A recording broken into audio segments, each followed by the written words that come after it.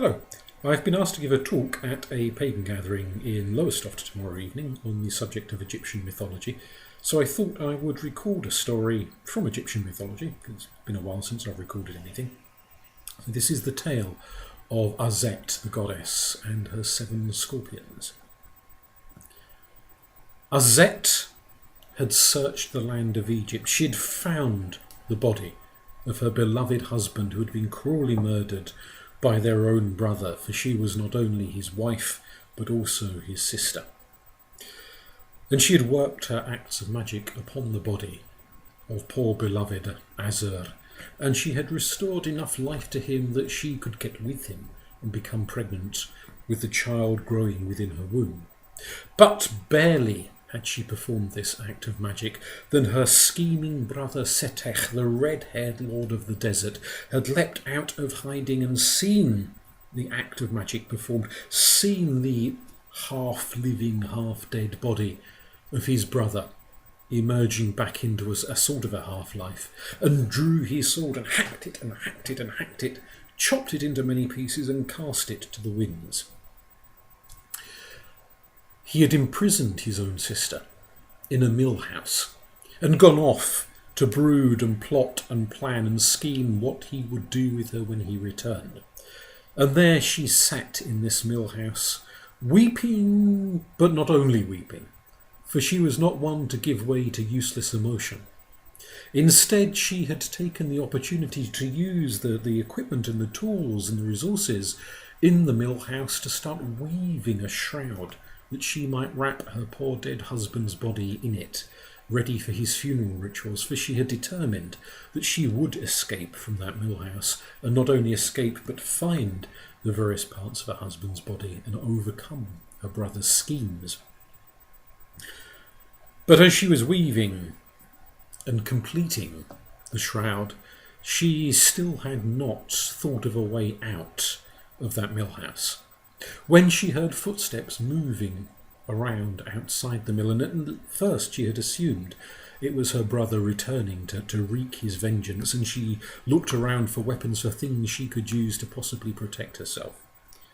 The door opened, and there, framed in the doorway, was not her brother, but one of the other Netjeru, one of the other gods.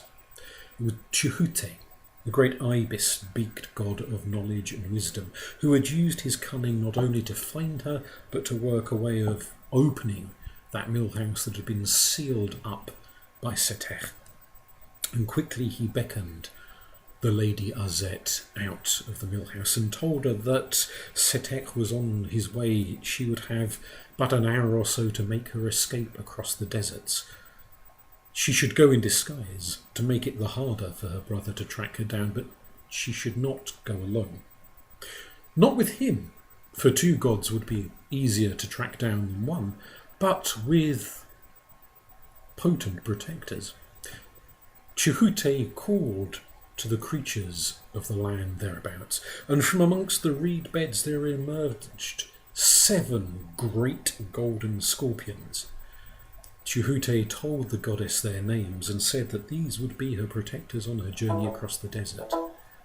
And for this she was truly happy. She thought a little while and came up with what seemed to be the perfect disguise, something that would hide her pregnancy and make her look like the sort of person that few, if any, would bother interfering with. She began to weave her magic, and she shifted and turned and changed, and instead of a beautiful, young, vital, fit, healthy goddess dressed in the finest of robes, there was an old, wrinkled, frail, impoverished woman dressed in rags.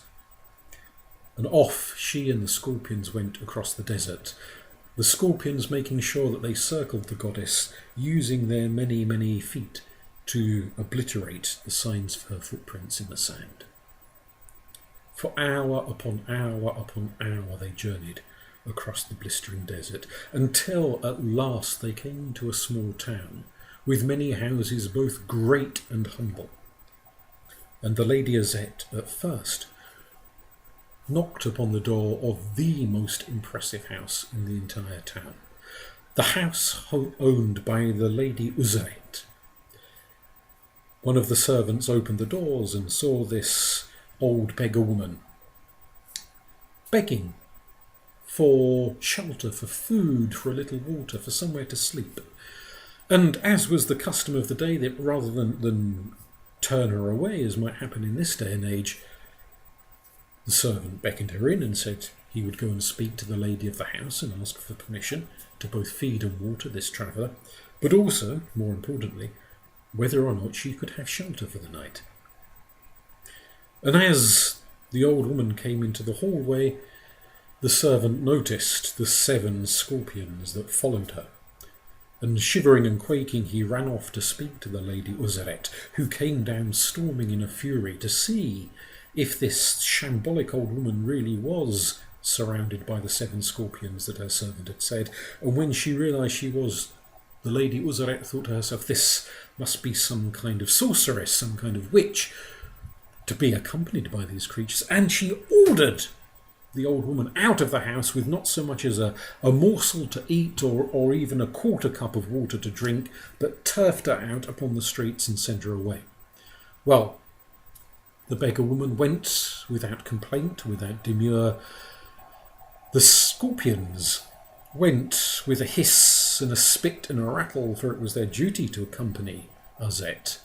But they glared ominously at the wealthy lady of the house before leaving, and she slammed the door behind the old woman and her accompanying arachnids. Having tried the wealthiest house in the town, the lady Aset next went to the humblest house in the town. A shed, really, little more than a shed, a tiny little place owned by a young fisherwoman who lived on the very outskirts of the town and eked the humblest of livings from catching what few fish she could in her badly maintained nets. And having knocked upon the door, it was opened, and this young woman, seeing this frail old lady who reminded her instantly of her own grandmother, beckoned her in and sat her down and brought her a admittedly not very appetising dish of fish stew and a cup of water, for she had no wine or beer or anything nicer to offer her, but she gave this old woman what she had. And she offered the old woman her own bed for the night, saying that she would sleep upon the floor. And when the old woman protested and said, no, I will sleep upon the floor, the young fisherwoman said, absolutely not, it is I who will sleep upon the floor. You are my guest. You must take the bed.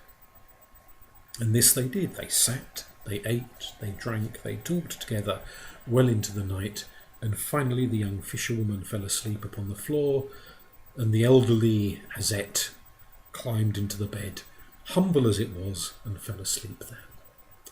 And her scorpions did not fall asleep, for they had been so infuriated by the treatment at the hands of the lady Aset, they had been chittering away to themselves in their own scorpion tongue, plotting and planning what they would do. Now, they could not abandon their mistress, because who knew, Setekh might turn up at any moment. But they had a scheme of their own. 6 of the scorpions clambered one after the other upon their leader, the scorpion Tephen, and the 6 of them injected their own venom into the venom sac of Tephen, one after another, and that sac got larger and larger and larger. And then, with the 6 scorpions remaining behind to protect their mistress, their leader Tephen scuttled out of the house and across the town into the house of the rich lady Aset. And there it crept into the lady's bedroom, and there it glared ominously at the lady snoring in her bed. But such is the logic of scorpions, it did not go and sting the lady herself, but visited a grief far greater upon her than mere death. It scuttled into the crib of her child, who sat sleeping beside her, and injected that child with its 7-fold strong venom, And the poison coursed to the infant, and it screamed and it wailed, and at once the mother woke up, and the Lady Uzeret saw the golden scorpion removing its stinger from her infant, saw the baby screaming. She tore her hair out, wailing. She called to the servants for help, and by the time the servants arrived, the scorpion had scuttled off and disappeared into the night. They sent for the most expensive physicians in the town to try and do what they could for the child, but nothing they could do could counter the sevenfold strength poison. Now, when the scorpion arrived back in that humble fisherwoman's house, Aset woke up at the sight, the noise of its passage, and saw the scorpion and understood, she being a goddess, of course, exactly what had happened. And with her goddess-like hearing, she could hear the screams and the wails of the Lady Uzeret. And so, waking up the 6 sleeping scorpions, the 8 of them journeyed across the town. They arrived at the house of the Lady Uzeret, which was in such a state of disarray. They walked straight through the open door. They saw the servants tearing their hair out. They saw the physicians tearing their hair out. They saw the Lady Uzeret weeping and weeping and weeping, convinced her child would die at any moment, which the child would. And the old woman went up to the crib and said to the Lady Uzeret, "Do you wish me to cure the child of the curse which you, through your greed and your selfishness, have brought upon it?" And the weeping woman, of course, said that she did. And so, the goddess, still retaining her guise as an old woman, called upon the name of the chief scorpion, Tephen, "Draw out your poison."